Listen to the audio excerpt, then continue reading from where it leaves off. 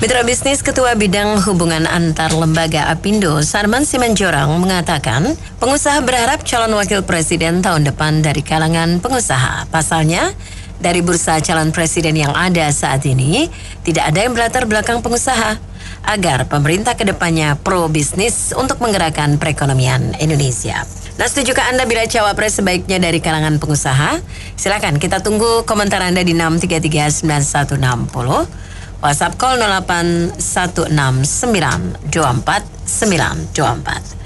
Saya pikir sih sama kayak dikotomi pengusaha dan bukan pengusaha. Yang penting kan capres cawapres ini kan benar-benar orang yang mengerti tentang bisnis. Gitu aja, nggak usah pakai dikotomi seperti itu. Wakil presiden tidak ada yang belakang belakang pengusaha, tapi kan presidennya belakang pengusaha pernah ada sekarang ataupun yang lalu-lalu. Tapi keadaan para pengusaha rata-rata mayoritas itu sepi pasarnya, sedangkan yang pasarnya ramai yang sedang berkuasa itu sekroni-kroninya, yang lainnya masih sepi, kemungkinan seperti itu. Jadi sama aja lah mau yang pengusaha belakang atau apa saja. Yang penting itu yang benar-benar jujur pemilunya dan adil. Dan selama ini yang terjadi kan kemungkinan jual beli jabatan atau settingan, skenario, kemungkinan seperti itu. Menurut saya ya, Indonesia kalau mau maju, sejahtera, aman, itu baik presiden maupun wakil presidennya jangan terafiliasi dengan Majelis Ulama Islam ya Indonesia. Itu karena memang benar-benar kalau kita perhatikan bersama, itu memang sebagai perusak bangsa ini. Bayangin aja, fatwa NU itu bisa mengentutin dasar-dasar negara yang Undang-Undang Dasar 45 itu cuma dikentutin doang sama fatwa MUI. Pancasila juga dikentutin sama fatwanya. Jadi itu memang ketidakadilan di Indonesia tuh sumbernya dari Majelis Ulama Indonesia. Itu yang perusak. Pemerintah nggak bisa ngapa-ngapain selama ini kalau kita perhatiin. Hanya dengan berbaju agama Indonesia menjadi rusak. Banyak pengutang-pengutang liar yang selama ini tidak diaudit, masuknya berapa triliun, keluarnya berapa triliun, dan kemana aja tidak ada yang satupun yang mengetahuinya. Karena tidak diaudit dan tidak ada yang berani mengaudit ulama, karena diancam akan masuk neraka semuanya. Itu, terima kasih. Kan dulu ada Pak Yusuf Kalla kan pernah jadi wakil presiden, pengusaha juga, ngaruh nggak? Ya itu kita coba lihat aja hasilnya kan gimana. Ya menurut saya sih tergantung ya. Nggak usah harus pengusaha atau apa gitu loh. Cuma istilahnya kan dia bisa dapat menteri yang mumpuni di bidang itu. Jadi nggak harus di bidang pengusaha. Berarti kalau pengusaha pasti ntar hasilnya bagus, nggak juga lah. Gitu. Oke, makasih. Saya setuju dengan Bapak sebelumnya ya, bahwa jadi presiden itu tidak mesti harus seperti Pak Simanjorang bilang harus pengusaha. Uang pengusaha juga banyak juga di mengelola, karyawannya pun lintang tukang juga, akuntansi dan perpajakannya juga kadang lihatnya pun ngeri sedap. Oleh karena itu yang dibutuhkan itu adalah leadership dan kemampuan membentuk tim untuk memajukan masyarakat dengan tolok ukur yang jelas, tahunnya jelas dan sebagainya. Kalau kita lihat dari Amerika Serikat sebagai salah satu referensi negara demokrasi, presidensial dan sudah lama umurnya, itu bahkan yang bintang film juga Ronald Reagan bagus-bagus saja. Yang dari militer juga bagus, yang dari politik juga bagus, yang dari pengusaha juga bagus. Jadi dari pengusaha itu juga jangan sampai tidak boleh jadi presiden, nggak juga. Tapi tidak juga mesti menjadi level harus dari pengusaha gitu. Karena kalau wakil presiden atau presiden harus dari pengusaha, ini Pak Simanjorang apakah mau sedang endorse yang sekarang teman-temannya ada 2-3 orang pengusaha itu mau jadi cawapres gitu kan, bisa juga diterjemahkan praduga seperti itu. Jadi yang dibutuhkan oleh rakyat Indonesia adalah presiden dan cawapres ya, presiden dan wakil presiden yang memang pro kepada rakyat, bukan pro kepada narasi-narasi green misalnya, terus memberikan subsidi kepada pengusaha. Itu juga salah juga Pak. Masyarakat nggak bisa beli telur, tapi pengusahanya nggak mau ngurangin profit margin gitu. Jadi kalau disebut sekarang misalnya ya, Banyak perusahaan asing di Indonesia maupun perusahaan lokal di Indonesia yang mengatakan di Indonesia itu competitiveness kurang karena tenaga kerja katanya. Padahal dia tuh nggak pernah mau mengurangi profit marginnya gitu. Jadi yang pertama ditapet lehernya itu ya karyawan, gitu. Bukannya profit margin dari si pemilik perusahaan, investor, di mana dia tahu bahwa makroekonominya memang mempressure dia untuk merevisi profit margin tersebut 1-2% di bawah itu gitu. Nah, oleh karena itu saya pikir rakyat Indonesia sekarang sudah lebih melek, tidak mesti wajib pengusaha.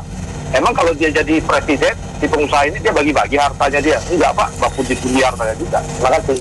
Ya, saya pikir begini Pak, mendingan cari yang jujur seperti Mahmud, apa tuh namanya Mahmud apa tuh? Nah, itu menjadi yang jujur, ada nyali basmi koruptor.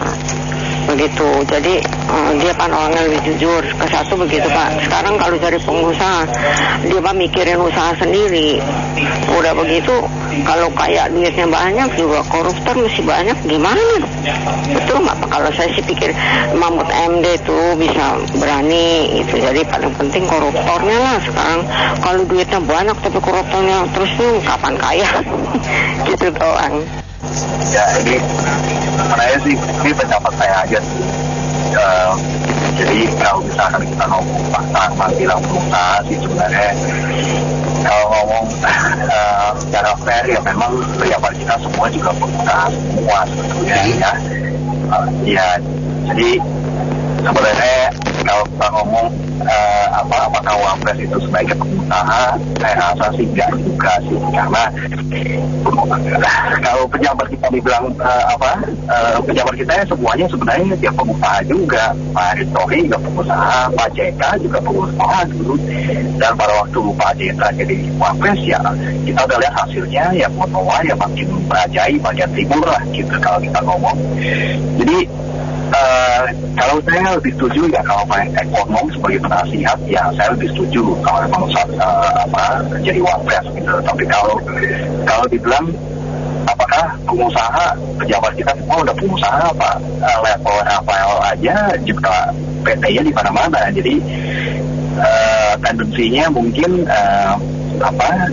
tendensinya ya lebih mengutamakan benefit untuk kerajaan bisnisnya dulu. Jadi saya rasa paling baik memang mau dilihat ya mungkin ekonom yang baik, ekonom yang bagus sebagai penasihat presiden di sisi presiden ya itu boleh-boleh aja menurut saya gitu sih. Oke, thank you. Sebetulnya namanya wakil presiden itu kan ban serep. Siapa aja boleh selama bisa membuat orang yang kita harapkan menang itu menang. Kalau coba ban serep kok, kalau urusan perhatian kepada usaha, dunia usaha, para menteri itu udah pasti bisa semua. Jadi serahkan aja kepada para pimpinan partai untuk mencari wakil presiden yang terbaik buat calon utamanya masing-masing. Terima kasih. Kalau saya melihat ya, bukan masalah pengusaha atau enggak. Kita ini kan punya database ya. Umurnya juga sudah dibilang tua kakek-kakek gitu, udah 75 tahun merdeka. Kita kasih kesempatan lah. Indonesia itu kan multi ras, multi agama. Kasih kesempatan kepada orang-orang Kristen, orang-orang Katolik, orang-orang Hindu, orang-orang Buddha, dan yang lain-lain. Rasnya pun juga banyak kan, ada Tapanuli, ada Batak, ada Sunda, ada Madura, ada, kasih kesempatan kayak gitu loh. Karena kan dari presiden yang sudah ada, wakil presiden yang sudah ada kan menjadikan Indonesia terbukti itu jadi negara yang karut-marut nih, korupsi di mana-mana, yang pada berdebat kayak gitu sudah nggak bisa diperbaikin kayak gitu loh. Bisa mulai dari tingkat RT sampai tingkat paling atas ya, dari birokrasi macam-macam, kehakiman, kejaksaan, polisi itu sudah rusak parah. Kasih kesempatan menjadikan Indonesia supaya menjadi kuat, makmur, adil kayak gitu. Ada banyak ras dan banyak agama. Kasih kesempatan, jangan itu aja yang bikin tambah kekayaan, yang orang-orang kaya jadi makin kaya, yang miskin tambah miskin. Itu aja, supaya Indonesia maju seperti dari negara-negara luar negeri tuh. Amerika kan juga Perdana Menteri di Inggris juga dikasih kesempatan, tiru yang bagus-bagus. Kalau memang bagus kasih kesempatan, jangan dikekepin aja kayak gitu loh. Itu aja, makasih. Mungkin Pak Doni nggak pernah belajar ilmu politik ya, kasihan. Jadi kalau dibilang yang bagus-bagus, kasih kesempatan, kan partai politik kita atau sistem politik kita memang terbuka. Mau dia agama Hindu, Buddha, Kristen kan boleh mengajukan diri jadi anggota partai atau jadi cawapres, bahkan jadi capres sekalipun. Yang menahan siapa, Pak? Nggak ada yang menahan-menahan, yang memblokir nggak ada ya. Tapi kalau suara kamu sendiri yang kecil dan kamu nggak menang, itu konsekuensi dari sistem demokrasi. Dulu sekolahnya di mana? Justru saya berpikir, berharap juga wakil presiden itu jangan dari pengusaha, karena menteri-menterinya tadi sudah dikatakan ya oleh Bapak sebelumnya bisa dari pengusaha, tetapi dari buruh justru, jadi dari perwakilan buruh, tentu yang punya pemikiran yang bisa memajukan dunia usaha ya. Kenapa? Karena kalau kita lihat di negara-negara Skandinavia yang maju pun, yang ada partai buruhnya itu tidak jelek loh performance pemerintahannya. Misalnya di pemerintahan di Eropa Barat maupun Eropa Timur, bahkan di Jerman sekalipun, partai buruh itu salah satu partai yang cukup disegani pendapatnya maupun sumbangsihnya terhadap pembangunan Jerman. Nah, oleh karena itu, justru kalau presiden saat ini mengambil dari buruh, itu suara katakanlah 5 juta atau 10 juta buruh atau berapa juta dari turunan situ bisa diserap kan, karena cawapresnya dari perwakilan buruh daripada perwakilan pengusaha yang berupa entitas-entitas itu.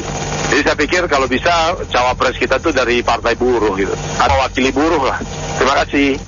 Ada mobil banyak kempes, yang punya mobil santai saja. Kita sibuk cari wapres. Kalau bisa dari pengusaha, wapres yang dari pengusaha. Waktu menjabat jadi wapres yang pertama itu kan luar biasa tuh, keleluasan oleh presidennya. Nah, begitu yang kedua kan dia tidak bisa berkutik, diawasi, diikutin terus oleh presidennya. Jadi menurut saya kalau memang wapresnya dari pengusaha, ya punya presiden yang tepat. Kemarin terjadi itu. Sehingga wapres yang kemarin kan sampai sekarang sakit hati tuh. Kritik sana, kritik sini, fitnah sana, fitnah sini. Luar biasa kan. Nah, kalau menurut saya yang cocok ya GPSU atau PET. Waduh, hari ini temanya capres, mentang-mentang kemarin banyak kejutan. Pak SBY bingung, tiba-tiba Muhaimin loncat deh. Tapi oke lah. Saya kira pikir Apindo punya pandangan Majorang atau Pak siapa itu saya kira ada benarnya. Kita lihat track record presiden yang ada di Indonesia ya. Menurut pandangan saya memang presiden ke-7, menurut saya ini Pak Jokowi ini ada paket yang paling lengkap. Karena beliau itu dari birokrasi, mulai dari wali kota, lengkap sekali. Sampai ke gubernur, dan beliau juga seorang pengusaha. Jadi ya kita lihat memang sebagai eksekutor yang cepat sekali kerja.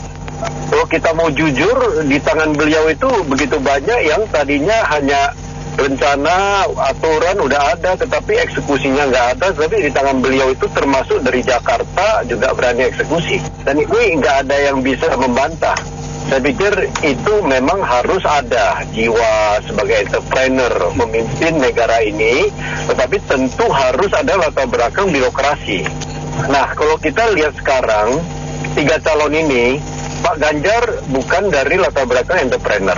Pak Prabowo ada militer, entrepreneur, pengusaha, tetapi saya pikir beliau punya harta itu bukan dari hasil usaha.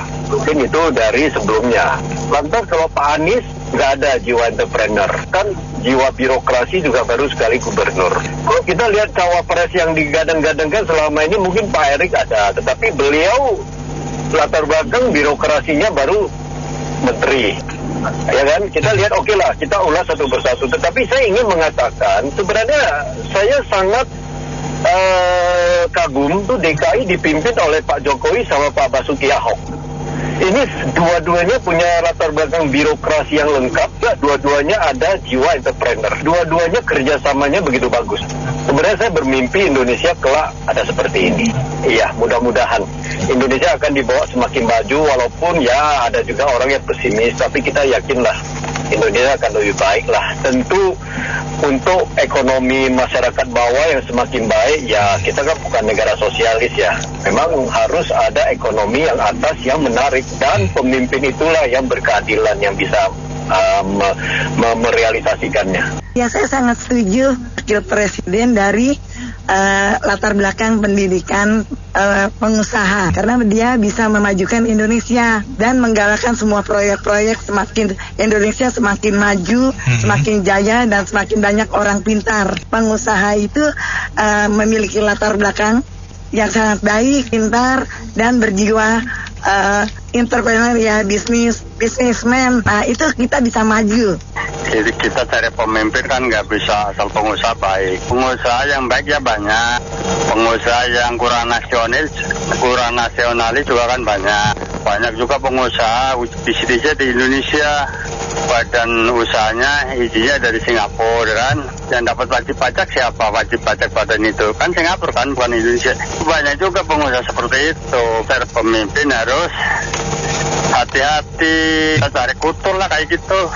Nggak cukup dengan pengusaha doang, nggak cukup dengan birokrasi doang, tapi visi misinya itu mau apa dia jadi presiden. Makasih. Ya, namanya itu yang opres dari Sulawesi, dia mementingkan kelompoknya sendiri. Dimajuinnya dia itu Indonesia Timur saja gitu. Nah, sekarang kita ada contoh yang bagus, yaitu Pak Ahok. Bukti dia bisa memajukan Pertamina. Pada masa dia Pertamina bisa untung 1 triliun. Itu udah diaudit ya, ada terbukti lah gitu intinya, bahwa Pertamina bisa untung berapa triliun di masa dia. Nah, kondisi seperti ini, kalau misalkan masyarakat kita sadar supaya Indonesia ini maju, ya contohnya seperti Ahok ini. Jadi terbukti ada jejak rekam yang bagus, tapi tidak seperti Yusuf Kala. Dia cuma memajukan dirinya sendiri, Indonesia Timur. Nah, kalau Pertamina ini kan ya bisa dia bayar utang-utang negara, Pak Ahok, dan itu terbukti.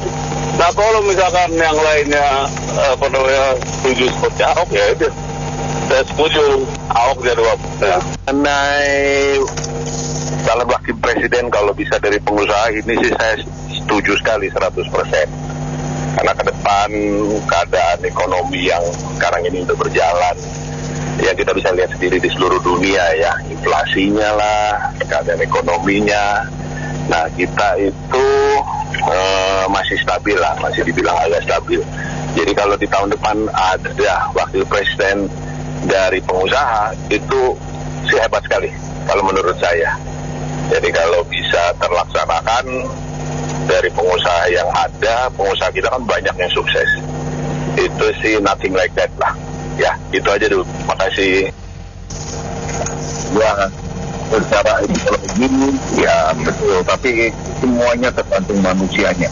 Betul-betul tergantung manusia. Kalau menurut saya, daripada menggunakan ideologi, lebih baik menggunakan bukti histori. Yaitu, contoh, Pak Jokowi datang dari bawah, menunjukkan reputasi sebagai wali kota, juga Pak Ahok dari wali kota, gubernur, bersama Pak Jokowi, Pak Ahok.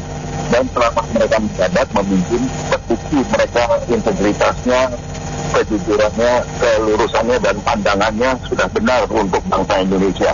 Itu aja menurut saya, ikutin sejarah. Terima kasih. Ya, menurut saya sih usulan itu sangat bagus ya. Saat ini kan Presiden kita Pak Jokowi kan merupakan pengusaha juga ya, pengusaha kayu, dan dia bisa memikirkan bagaimana untuk Indonesia ini bisa masuk investor yang banyak, dan juga bisa buat suatu perusahaan-perusahaan yang industri yang padat karya, dan juga bagaimana infrastruktur itu semakin baik.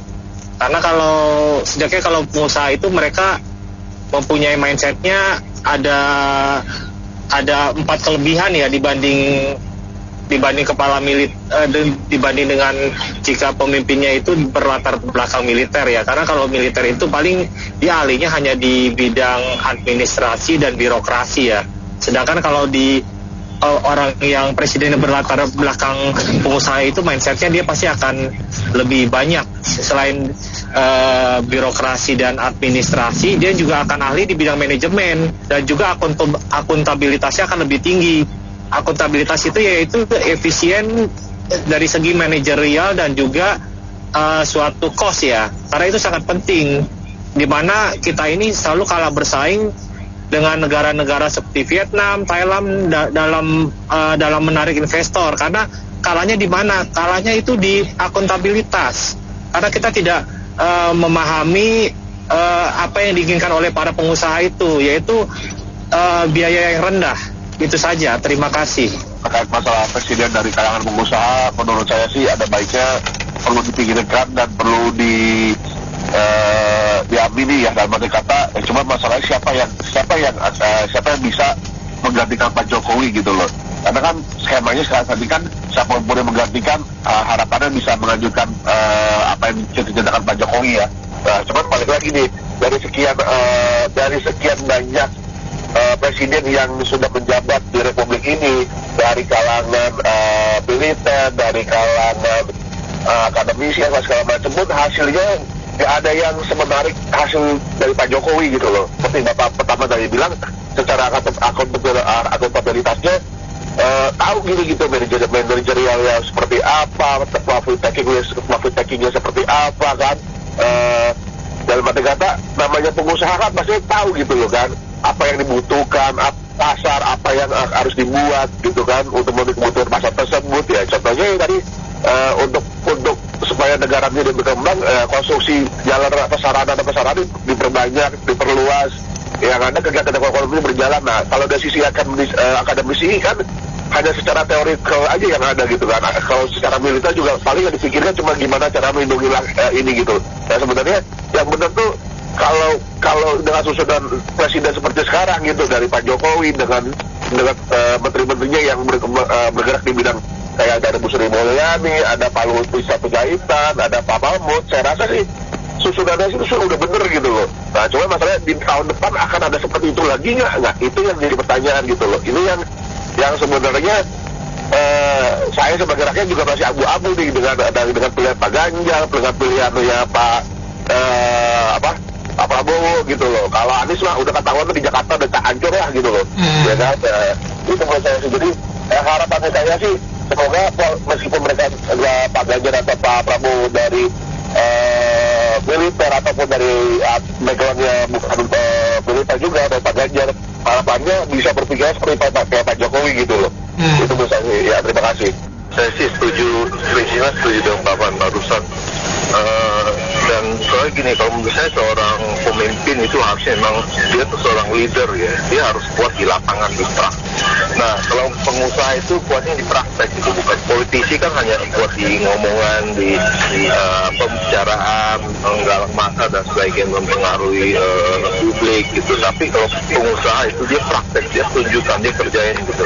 Nah, ini kelihatan di Pak Jokowi, dia ngerti manajemen, dia ngerti investasi, dia tahu infrastruktur yang semuanya memang syarat-syarat harus dibutuhkan seorang pengusaha supaya bisnisnya bisa jalan. Kalau bisnisnya jalan kan ada tenaga kerja terserap, ekonomi naik dan sebagainya. Sebenarnya pasti kayak lokomotif lah, dia akan tergerak semua gitu. Negara itu ibaratnya kayak perusahaan besar.